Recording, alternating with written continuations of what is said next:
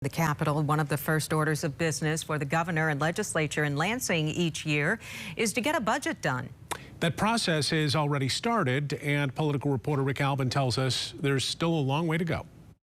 State Budget Director Jen Flood will introduce the governor's spending recommendation tomorrow to a group of senators and House members that are appropriators. It'll be the final budget for Governor Whitmer before she leaves office in January.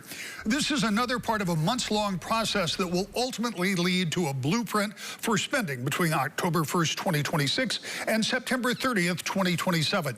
The process begins with a revenue estimating conference in January that showed the state could have more than $1 billion less to spend on next year's budget than the current fiscal year.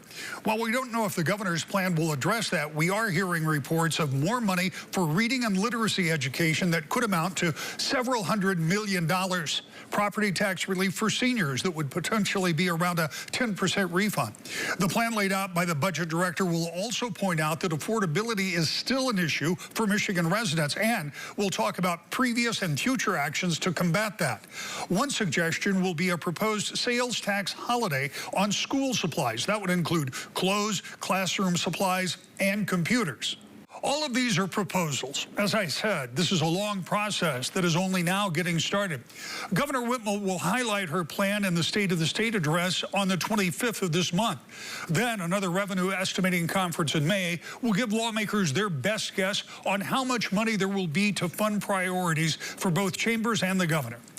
The House and Senate will put together their take on spending, and then negotiations will begin in earnest, with both sides signaling a desire to get the budget done by the statutorily mandated July 1st deadline. But there may be a holdup. If the estimates remain in the neighborhood of $1 billion or more less to spend, what gets cut? What taxes get raised?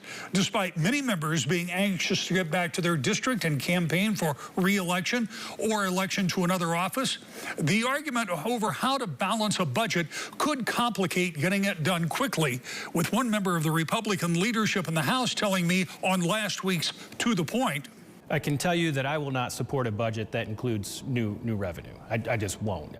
Republican floor leader Brian Postumus is clear about wanting to find places to cut.